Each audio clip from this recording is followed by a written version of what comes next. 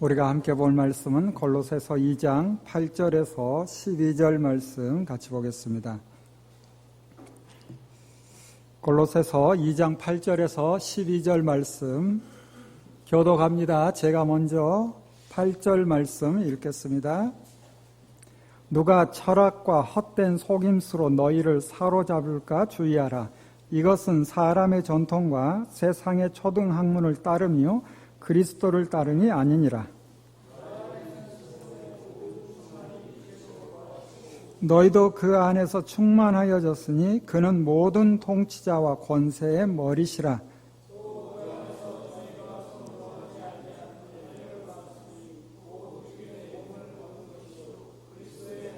같이 읽습니다. 너희가 세례로 그리스도와 함께 장사되고 또 죽은 자들 가운데서 그를 일으키신 하나님의 역사를 믿음으로 말미암아 그 안에서 함께 일으키심을 받았느니라. 아멘. 기도합니다.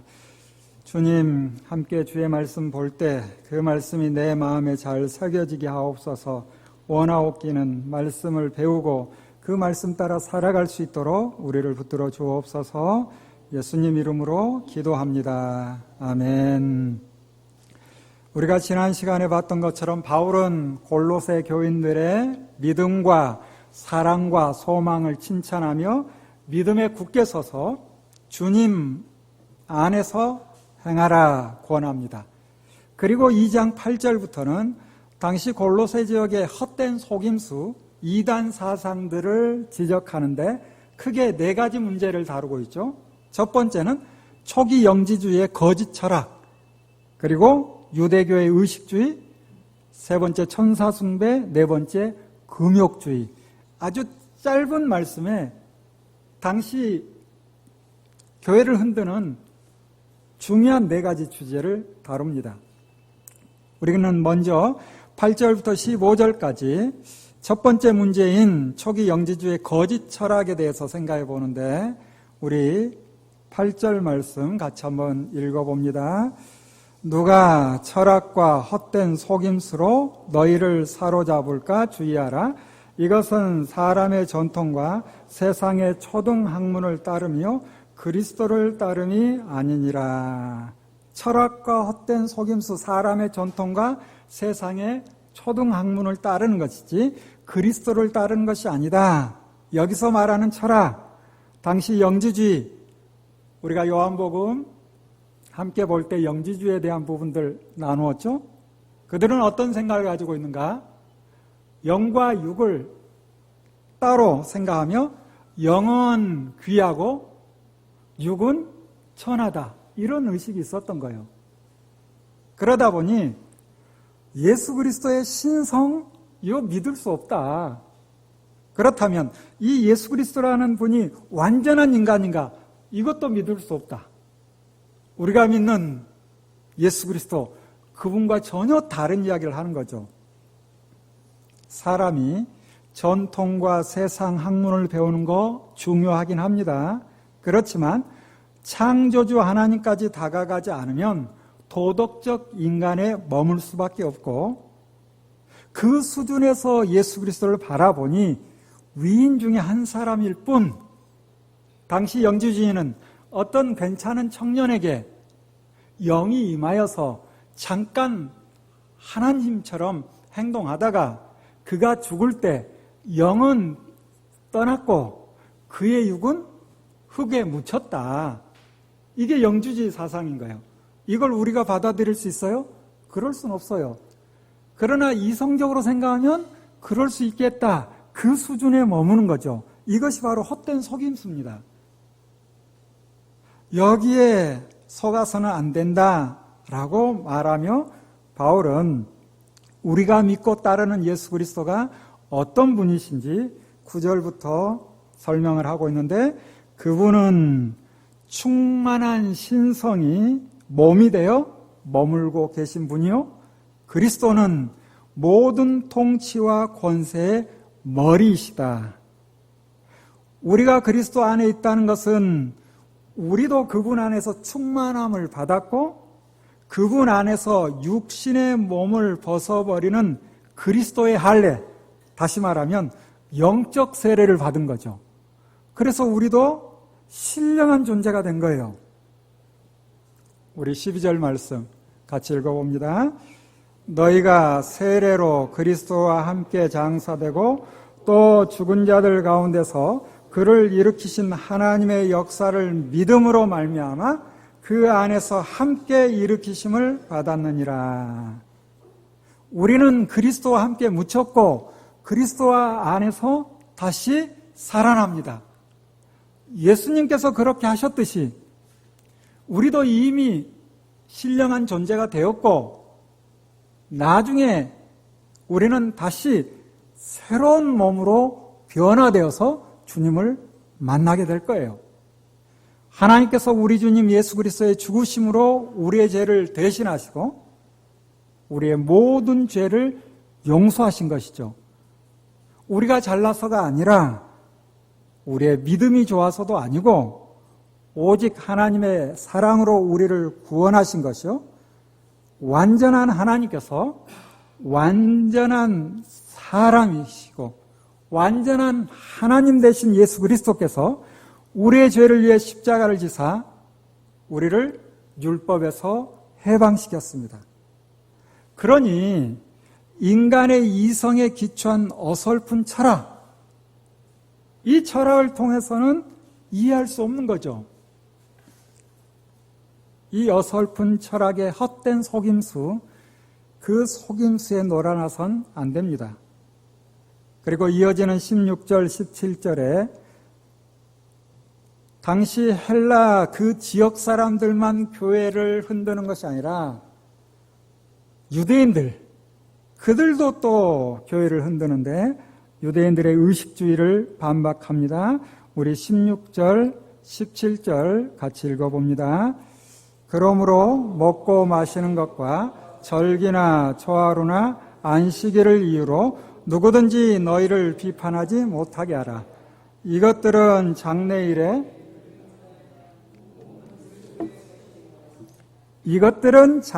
그림자이나 몸은 그리스도의 것이니라.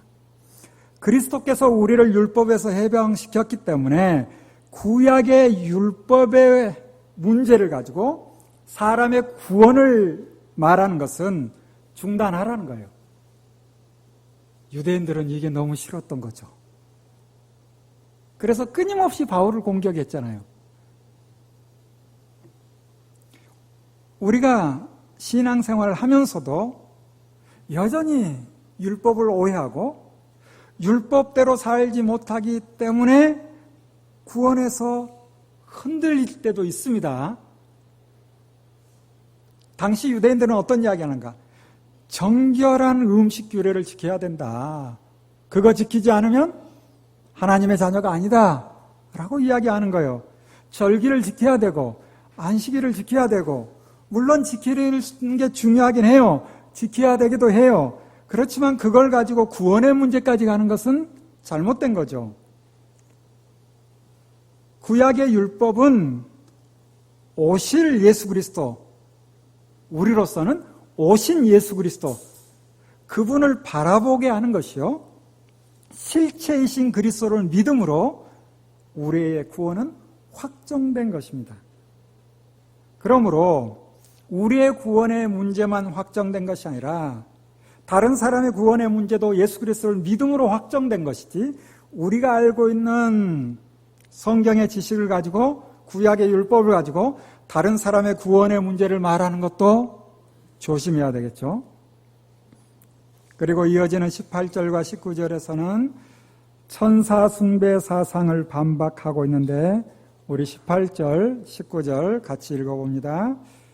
아무도 꾸며낸 겸손과 천사 숭배를 이유로 너희를 정죄하지 못하게 하라. 그가 그 본 것에 의지하여 그 육신의 생각을 따라 헛되이 과장하고 머리를 붙들지 아니하는지라. 온 몸이 머리로 말미암아 마디와 힘줄로 공급함을 받고 연합하여 하나님이 자라게 하심으로 자라느니라. 머리를 붙들지 못하게 한다. 다시 말하면 교회의 머리 대신 예수 그리스도, 그분을 붙들고 성숙해져가 줘야 되는데 어떤 사람들은 무슨 이야기 하는가? 천사 숭배하는 사람들이 있어요. 거짓 겸손을 가지고 자기를 우월하게 생각하는 사람이 있어요. 그들은 뭔가 봤대. 무슨 소리를 들었대. 뭔가 봤고 무슨 소리를 들었는데 그 보고 들은 게 하나님께서 말씀하셨는지 귀신이 말했는지 자기 생각인지 혹은 환청이 들렸는지 어떻게 구분할 거예요? 그래서 지금만이 아니라 예전에도 이상한 것을 봤고 무슨 소리를 들었고 하면서 믿음 좋은 것처럼 교만한 말을 해요. 행동도 마찬가지예요. 그런 사람들에게 현혹되지 말라는 거예요. 믿음 안에서 맡겨진 일 잘하고 건전한 삶을 살면 성숙한 그리스도인이죠. 그런데 우리 중에는 없는 것 같은데 간혹 그런 분들이 있어. 가정에서나 사회에서 인정받지 못해. 그런데 교회에서만 소리가 커. 그런 사람들은 대개는 기도를 오래 한다는 사람이에요. 방언을 하거나 예언을 한다라고도 하죠. 환상을 봤다고도 해요. 영적 교만에 빠져서 함부로 말하고 행동하는 사람 어리석은 거예요. 가정에서나 사회에서 인정받고 교회에서도 잘하고 교회에서 행하는 어떤 은사도 분별해야 돼요. 우리 이미 고린도전서를 통해 확인했듯이 사랑으로 행하지 않거나 교회에 덕이 되지 않는다면 아무 소용이 없는 겁니다. 그래서 교회의 머리 대신 그리스도께 붙어 있다라는 것은 신앙생활과 일상생활이 균형을 이루어 모든 일에 덕을 세우며 사랑으로 행하는 것이 바로 그리스도께 붙어 있는 거죠. 이어지는 20절부터 23절까지는 금욕주의를 반박하고 있는데 너희는 이미 그리스도와 함께 죽어서 세상의 유치한 원래에서 떠났는데 어찌하여 아직도 이 세상에 속하여 사는 것과 같이 규정에 얽매여 있느냐라고 바울이 안타까워해요. 그러면서 21절, 22절에 여러분 성경에도 괄호가 되어 있는지 모르겠는데 그 규정에 매여 있는 것, 세상의 유치한 원리, 그것이 바로 무엇인가? 곧 붙잡지도 말고 맛보지도 말고 만지지도 말라 하는 것, 이런 것들에 왜 매여 있느냐? 이 모든 것은 한때 쓰이고는 없어지리라. 그래서 우리가 구약의 율법이 완전히 폐하해졌다, 이것도 잘못된 거지만 구약의 율법이 지금도 문자적으로 그대로 지켜야 된다, 이것도 위험한 거예요. 지금 바울은 그래도 구약에 정통한, 그래도 구약을 많이 들었던 그들에게 이야기를 하는 거예요. 그런데 그들 가운데 어떤 사람들은 그거 붙잡으면 안 돼, 만져서도 안 돼, 그거 맛봐서도 안 돼 라고 하면서 그 규정을 가지고 사람들을 힘들게 하는 거예요.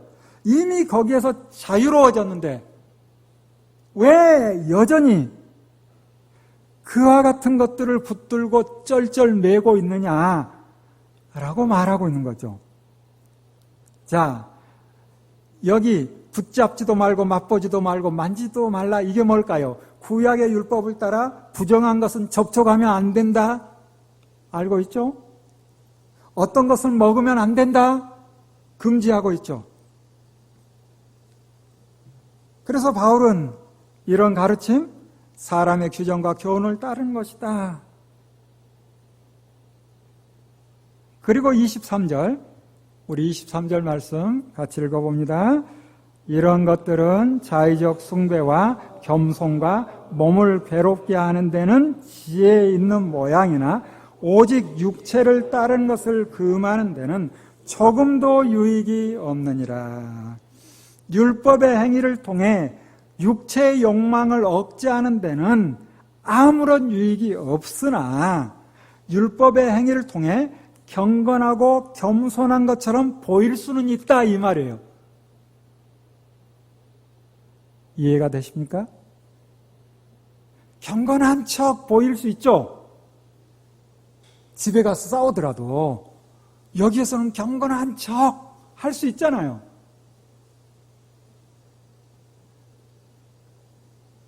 그걸로 전부가 아니라는 거예요. 그래서 우리가 경건한 척 하는 게 꼭 나쁘다는 건 아니에요. 여러분, 금욕적인 삶을 사는 것이 나쁘다, 이 말 하고 싶은 게 아니에요. 율법의 말씀에 근거해서 돼지고기 안 먹고 술, 담배 안 하고 좋은 거죠. 당연한 거 아닙니까? 그런데 다른 사람이 그거 한다고 해서 그걸 가지고 그 사람을 과하게 죄인으로 몰아붙이면 안 된다라는 말을 하고 싶은 거예요. 그거 안 한다고 나는 거룩한 척, 나는 믿음 좋은 척, 그것도 의미 없다라는 거예요. 여러분, 아무리 금욕적인 삶을 살려 해도 육체의 욕망을 억제할 수 있습니까? 이거 쉬운 일 아니라는 거예요. 여전히 육체를 따라 살아가는 우리는 너나 나나 할 거 없이 다 주님 앞에서 여전히 나는 죄인입니다 고백할 수 없다는 거예요. 이미 우리가 하나님의 자녀가 되었지만 일상을 살아가다 보니 한계가 있다는 거예요. 그래서 나의 약함을 알고 다른 사람을 함부로 비난하거나 함부로 대해서는 안 된다. 그러다 보면 교회가 흔들어지는 거예요. 흔들리는 거예요. 그러다 보면 상처받는 거예요. 골로새 교인들이 이런 일이 부분적으로 있으니 바울이 편지에서 그래서는 안 된다라고 이야기하는 거죠. 여기 다시 말씀드렸듯이 네 가지, 철학과 율법과 거짓 숭배 그리고 금욕주의, 부분적으로 유익이 있을 수 있으나 그것을 다른 사람에게 강요하는 것은 교회를 어지럽히는 것이다.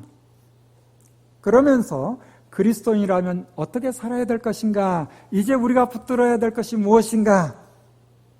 실천적 지혜의 말씀이 등장합니다. 우리 3장 1절 2절 말씀 같이 읽어봅니다. 그러므로 너희가 그리스도와 함께 다시 살리심을 받았으니 위의 것을 찾으라. 거기는 그리스도께서 하나님 우편에 앉아 계시느니라. 위의 것을 생각하고 땅의 것을 생각하지 마라. 땅의 것을 생각하는 것이 뭐예요? 철학과 율법과 천사숭배, 금욕주의, 이와 같은 것들이 땅의 것을 생각하는 거예요. 그러나 우리는 그리스도와 함께 다시 살리심을 받았으니 하늘을 바라보며 살라는 거예요. 누구를 바라보라는 거예요? 그리스도를 바라보라는 거예요. 그리스도의 말씀을 따라 살라라는 거예요. 여러분, 하루하루의 삶을 어떻게 살아갑니까? 땅에 있는 것을 생각합니까? 위의 것들을 생각하며 살아갑니까? 땅을 바라보고 살면 결국 어디로 들어가요? 땅으로 들어가죠. 우리의 영혼까지 땅으로 들어가면 되겠습니까? 하늘을 바라보고 살면 우리가 어디로 가요? 하늘로 가는 거예요. 하늘에는 하나님 아버지와 우리 구주 예수 그리스도 그분이 계십니다. 우리는 이미 죽었고 우리의 생명은 그리스도와 함께 하나님 안에 감춰져 있습니다. 성경은 끊임없이 우리에게 말해요. 이미 우리는 죽었다. 다시 말하면 새로운 삶을 사는 거예요. 제2의 삶을 사는 거예요. 이미 승리한 삶을 사는 거예요. 그렇지만 여전히 육신을 입고 살기 때문에 아직 하나님 안에 감추어진 영광스러운 나의 모습을 온전히 발견하지 못하고 살아가긴 해요. 그러나 우리는 그리스도께서 나타나실 때 주님 다시 오실 그날에 그분과 함께 영광스러운 모습으로 나타날 겁니다. 여러분 꼭 기억하세요. 주님 다시 만날 그날 우리는 영광스러운 모습으로 나타날까요? 이거 잊어버리고 있으면 자기 모습을 보고 깜짝 놀라서 기절할 사람이 있을지도 몰라. 내가 원래 이런 사람이야?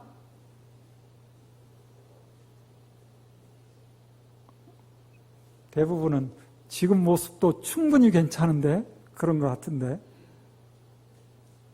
부활한 후에 우리의 모습, 변화된 모습이라는 것을 미리 기억해야 돼요. 그래서 우리는 오늘 그날을 바라보며 살아가는 것이죠. 그렇지만 여전히 이 땅을 밟고 살기 때문에 이 땅에서 어떠한 삶을 살아야 되는가? 우리 5절과 6절 말씀 같이 읽어봅니다. 그러므로 땅에 있는 지체를 죽이라. 곧 음란과 부정과 사욕과 악한 정욕과 탐심이니 탐심은 우상숭배니라. 이것들로 말미암아 하나님의 진노가 임하느니라. 왜 하나님의 진노가 임하는가? 음란과 부정과 사욕과 악한 정욕과 탐심 크게 둘러보면 음행과 탐심이에요.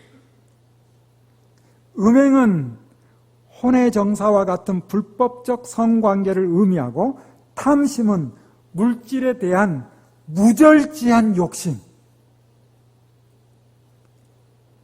바울은 탐심을 우상숭배라고 정의합니다. 골로새서와 같은 회람 문서인 에베소서에도 같은 말씀이 나오죠. 그래서 에베소서 5장 3절에 음행과 더러운 것과 탐욕은 너희 중에서 그 이름조차도 부르지 말라. 그러면서 5장 5절에 탐하는 자는 우상숭배자.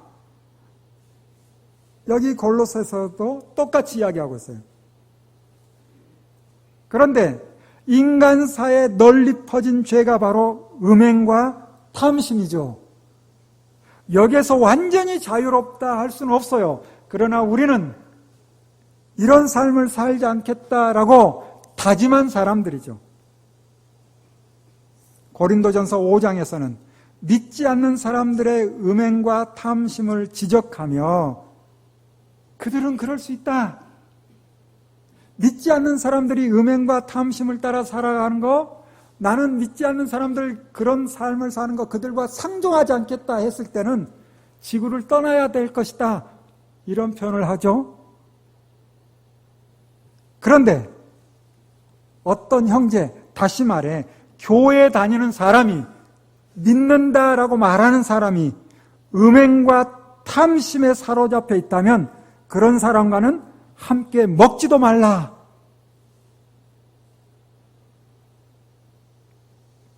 그래서 우리는 이 말씀을 통해서 우리 자신을 돌아봐야 되는 거예요.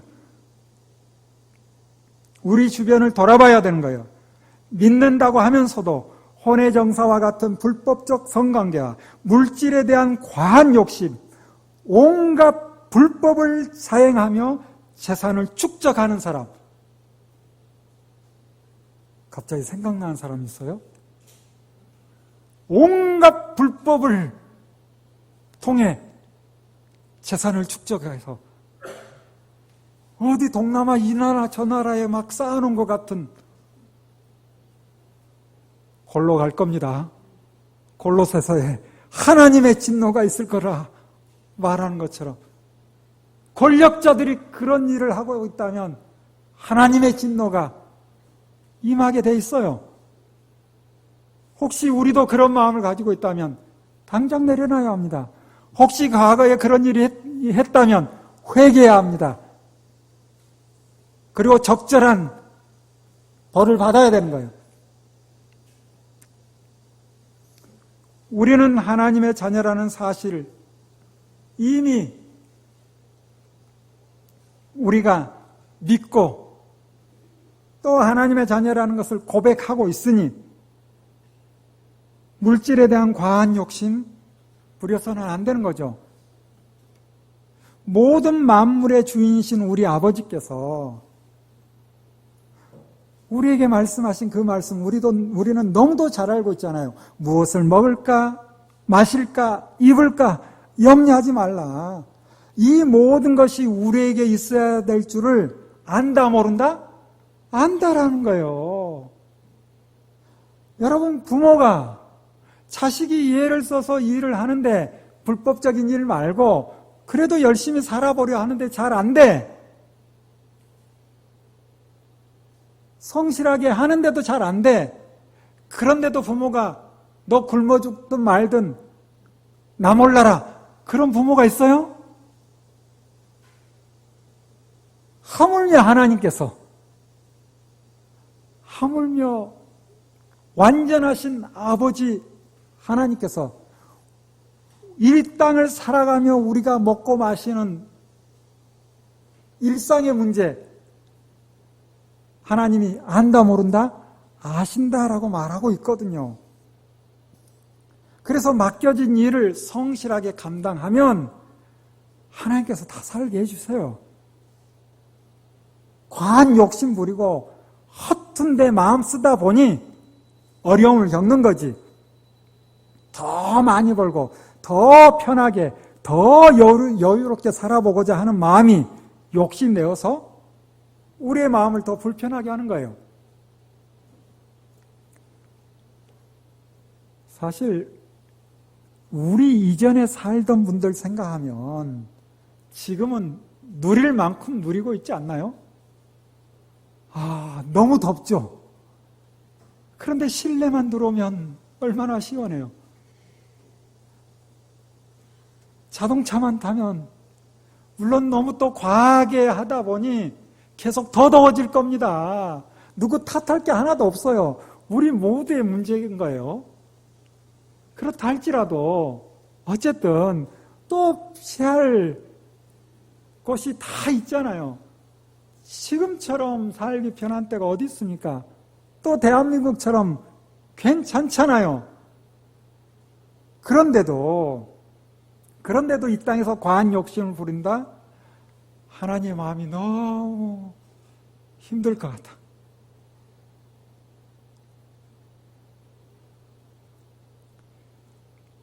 그래도 여러분 마음에 뭔가 더 채워져야 된다라는 생각이 있다면 우리에게 예비된 하나님의 나라를 생각했으면 좋겠어요. 영원한 하나님의 나라를 생각하면 좋겠습니다. 그렇다면 이 땅의 불평함들은 일순간에 지나간다는 것을 알게 될 겁니다. 그런데도 여전히 믿음 안에 있다 하면서도 온갖 음행과 탐심에 사로잡혀 살아가고 있다면, 혹시 우리 주변에 그런 믿음의 사람이 있다면 그거 거짓 믿음입니다. 그 사람과는 단호하게 교제를 끊어야 되는 거예요. 그가 아무리 신앙생활을 오래 했고 성경을 많이 안다 해도 음행과 탐욕에 사로잡혀 산다면 하나님을 믿는 것이 아니에요. 자기가 만들어 놓은 하나님, 우상을 숭배하는 것이죠. 그런 사람에게는 하나님의 나라를 기업으로 주어지지 않습니다. 성경이 그렇게 말하고 있어요. 하나님을 모를 때는 죄를 죄로 여기지 않고 살았을지 모르나 하나님을 알고 하나님을 믿는다고 할 때는 그렇게 살 수 없는 거죠.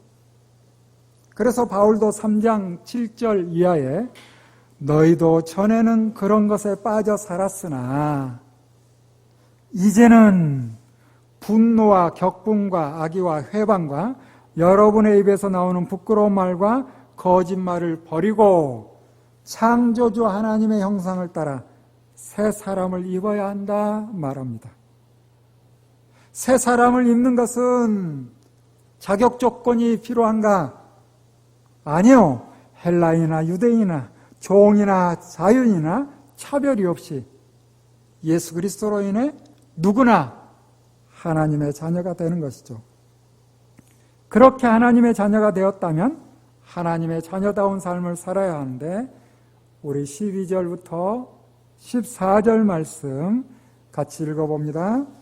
그러므로 너희는 하나님이 택하사 거룩하고 사랑받는 자처럼 공율과 자비와 겸손과 온유와 오래 참을 못 잊고 누가 누구에게 불만이 있거든 서로 용납하여 피차 용서하되 주께서 너희를 용서하신 것 같이 너희도 그리하고 이 모든 것 위에 사랑을 더하라. 이는 온전하게 매는 때니라.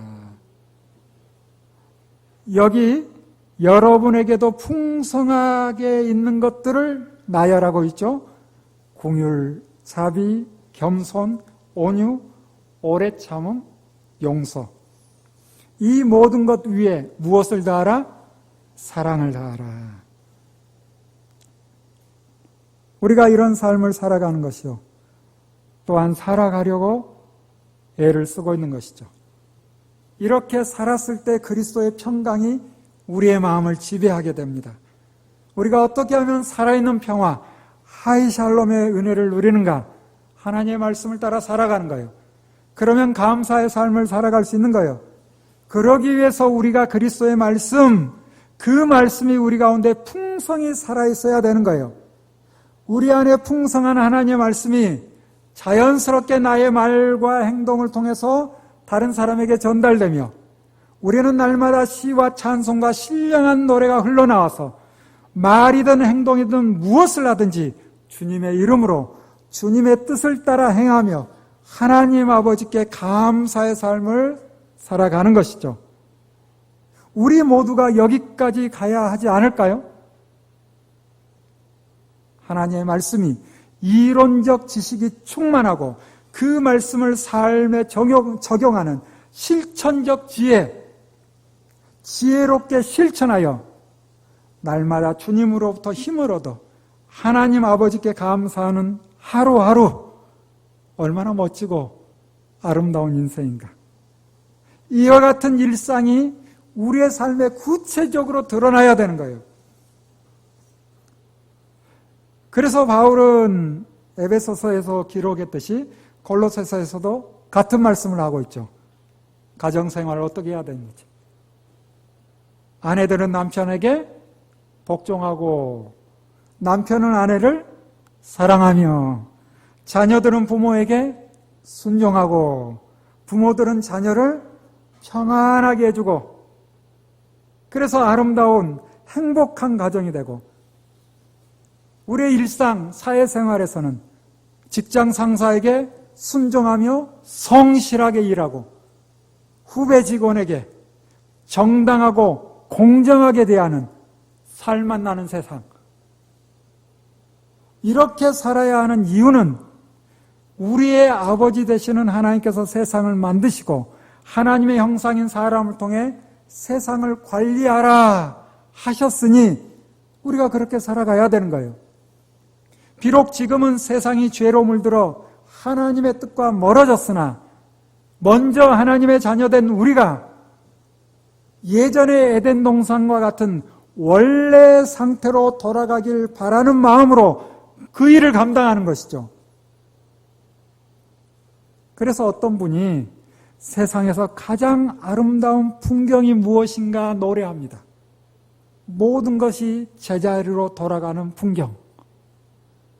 모든 것이, 세상의 모든 것이 제자리로 돌아가는, 어디로 돌아가는? 에덴 동산으로, 하나님의 나라로. 그 일을 누가 해야 되는 거예요? 우리에게 맡겨진 거예요. 그러기 위해서는 우리만이 아니라 세상 모든 사람들이 같은 마음을 품으면 얼마나 좋을까? 그래서 우리는 아직 하나님을 모르는 사람에게 하나님이 어떤 분인지를 알려야 되는 거죠. 어떻게 해야 되는 거예요? 깨어 기도하고 전도할 기회를 삼아야 되는 거예요. 우리 4장 2절 3절 같이 한번 읽어봅니다. 기도를 계속하고 기도에 감사함으로 깨어 있으라. 또한 우리를 위하여 기도하되 하나님이 전도할 문을 우리에게 열어주사 그리스도의 비밀을 말하게 하시기를 구하라. 내가 이 일 때문에 매임을 상하였노라. 전도자 바울만이 아니라 우리 모두가 그리스도의 비밀을 전할 수 있도록 기도해야 합니다. 또한 우리 주변에 믿지 않는 자들에게 소금으로 맛을 내듯 말을 해야 되는 거예요. 그냥 생각난다고 막 말하는 게 아니에요. 머리는 크고 입은 작죠. 많이 생각하고 필요한 말을 하라는 거예요. 그게 뭐예요? 소금으로 맛을 내들 말을 안 하는 거예요. 그냥 툭툭 던지면 안 된다는 거예요. 적절한 말, 지혜롭게 말하라는 거예요. 우리의 말과 행동이 우리가 믿는 예수 그리스도, 그분을 보여주는 겁니다. 그래서 믿지 않는 사람들과 불필요한 논쟁을 피하는 거예요. 귀를 기울여 잘 들어주는 게 먼저예요. 많이 들으세요. 많이 듣고 말을 할 때는 은혜롭게, 지혜롭게. 그리고 7절부터는 마지막 인사말이 나오죠. 에베소서와 마찬가지로 골로새서도 누가 가져갑니까? 두기고가 가져갑니다. 그런데 이 골로새 지역에는 오네시모도 같이 왔다 가죠. 와, 오네시모가 왔대요. 궁금하죠? 다음 주에 만날 겁니다. 오네시모. 뿐만 아니라 바울은 함께 갇혀있던 사람이 누군지 문안한다. 이 사람도 함께 있다. 인사말을 전하죠. 그들이 누굽니까? 아리스타고, 또 바나바의 사촌 마가, 유스도. 유스도라고도 하는 예수. 그런데 이들이 할례파래요. 그렇지만 이들은 하나님의 나라를 위하여 함께 일하며 나에게 큰 위로가 된 사람들이다라고 소개하고 있죠. 여러분, 우리가 사도행전과 함께 바울 서신을 보고 있듯이 바울 사역의 가장 큰 방해꾼들이 할례파. 그런데도 여기 세 사람, 이들은 오히려 힘이 되어준 사람이다. 특별히 바나바의 조카 마가 1차 전도행 때 바울을 힘들게 했죠. 그런데 나중에 화해하고 바울의 동역자가 되었음을 알 수 있습니다. 참 바울에게는 복음을 전하며 어려움도 많이 겪었지만 그래도 하나님의 손에서 많은 기쁨을 누려요. 여러분은 이 땅을 살아가면서 가장 큰 복이 뭘까? 여러분 다 알고 있죠? 가장 큰 복이 뭡니까? 내가 주님 안에서 있다는 거죠. 내가 하나님의 자녀라는 거죠. 이것보다 더 큰 복이 어디 있습니까? 이게 가장 큰 복이에요. 또 하나 뭘까? 우리가 함께 주님 안에 있다는 거죠. 나만 예수 그리스도 안에 있다면 다른 사람과 대화가 됩니까? 얼마나 힘들어요. 그런데 우리가 함께 주님 안에 있다는 거죠. 이게 얼마나 감사한 일입니까? 믿지 않는 사람들과 대화가 됩니까? 안 되는 거예요. 왜? 그들은 세상적인 일을 이야기해요. 하나님의 나라를 모르는 거예요. 그래서 우리가 먼저 하나님 안에 있다는 거, 그리고 하나님 안에서 우리가 함께 있다는 거, 얼마나 귀한 일인지. 바울이 사역이 만만치 않지만 믿음의 사람들과 함께하니 어떤 고난과 환난도 이겨낼 수 있었던 거죠. 바울 사역에 힘이 되는 사람, 골로새 지역에서 온 에바브라, 그가 등장하는데 우리 13절 같이 읽어봅니다. 그가 너희와 라오디아에 있는 자들과 히에라볼리에 있는 자들을 위하여 많이 수고하는 것을 내가 증언하노라. 여기 골로새 교회의 목회자인 에바브라는 골로새와 가까운 지역인 라오디게아, 또 히에라볼리, 거기까지 다니며 복음을 전했다라는 것을 알 수 있죠. 그리고 14절에는 사랑받는 의사 누가와 데마도 등장합니다. 그리고 15절부터는 골로새 교인들에게 지역교회도 돌아보고 서로 문안하라 권하죠. 라오디아에 있는 형제들과 룸바와 그 여자의 집에 있는 교회에 문안하고, 또 이 편지를 읽은 후에는 라오디아인의 교회에서 또 읽게 하고, 또 라오디아에서 오는 편지도 너희가 읽으라. 바울이 라오디게아에 편지를 했는가? 아니면 회람 문서인 에베소서가 그곳에서 골로새로 온다는 말인가? 정확히 알 수는 없지만 회람 문서로 바울이 쓴 편지를 읽으라라고 하죠. 그리고 17절 아키뽀가 등장해요. 주님 안에서 받은 직분을 완수하라고 좀 말해줘 라고 그러죠. 이 아키포가 누군가? 골로새 지역 빌레몬의 아들일 겁니다. 그가 아마도 골로새 교회 에바브라가 지금 로마에 가 있잖아요. 그래서 골로새 교회 일을 좀 감당해야 되는데 아키포가 두려운 건지 아니면 다른 이유가 있는 건지 그 일을 감당하지 못하기에 그 일을 좀 할 수 있도록 권해라 라는 내용인 것 같아요. 그리고 마지막 18절 우리 같이 한번 읽어봅니다. 나 바울은 친필로 문안하노니 내가 매인 것을 생각하라. 은혜가 너에게 있을지어다. 바울이 친필로 썼다라고 하죠. 골로새서 전체가 아닙니다. 마지막 인사말을 내가 친필로 바울이 사인하듯 그래서 자신의 편지임을 알려주는 거예요. 그러면서 내가 지금 갇혀있다는 것을 기억하고 너희에게는 하나님의 은혜가 있을지어다 라고 기원하죠. 이렇게 바울은 로마에서 골로새 지역 교회에 편지를 보내서 이단 사상이 파고들지 않도록 주님이 어떤 분인지, 예수 그리스도 그분이 어떤 분인지를 설명합니다. 뿐만 아니라 우리가 예수 그리스도를 믿고 그 안에 있으니 참된 것을 하며 하늘 소망을 가지고 살아가라 당부하는데, 사랑하는 여러분, 이 말씀이 단순하게 골로새 교인들에게만 하신 말씀이 아니죠. 우리에게도 주어진 하나님의 말씀. 우리도 하나님의 은혜로 예수 그리스도로 말미암아 하나님의 자녀가 되었으니 하나님의 자녀답게 살아가는 우리 모두 되기를 바랍니다. 기도하겠습니다. 주님, 교회 안을 어지럽히는 어떤 세력들, 예수 그리스도가 누구인지 분명히 깨달아 말씀으로 어떤 잘못된 사상도 받아들이지 않고 믿음 안에, 예수 그리스도 안에 우뚝 서며 날마다 주님 말씀 따라 살아가는 우리 모두 되게 하옵소서. 예수님 이름으로 기도합니다. 아멘. 461장 찬양합니다.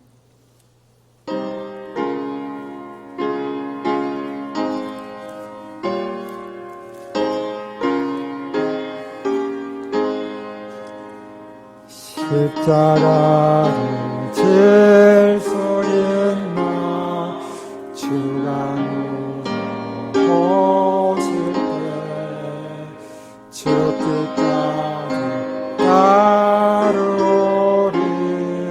성도 대답하였다.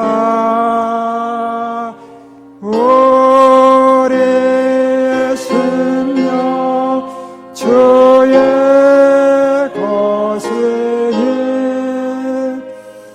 주님의 영사 만드소서.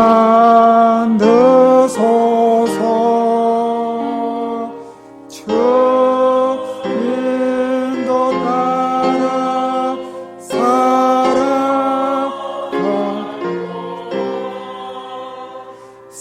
사랑과 충성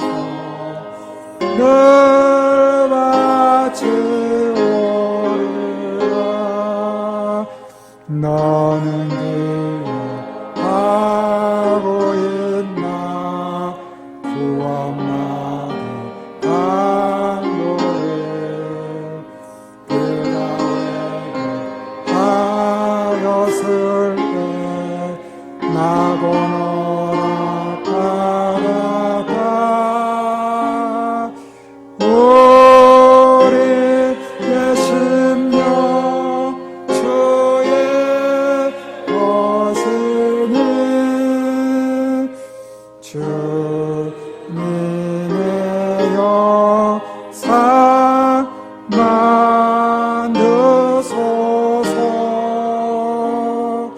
주 인도 따라 살아가도록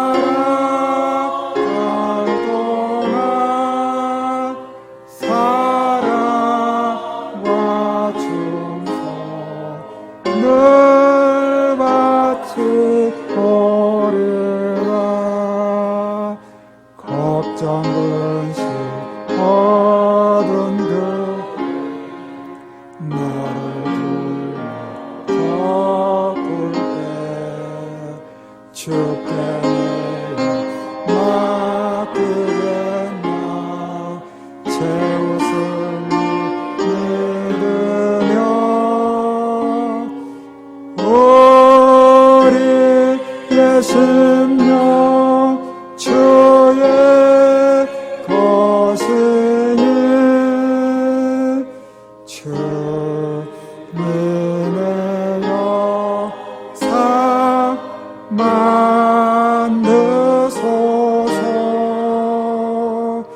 주 인도 따라 살아갈 동안 사랑과 충성을 바치오리라.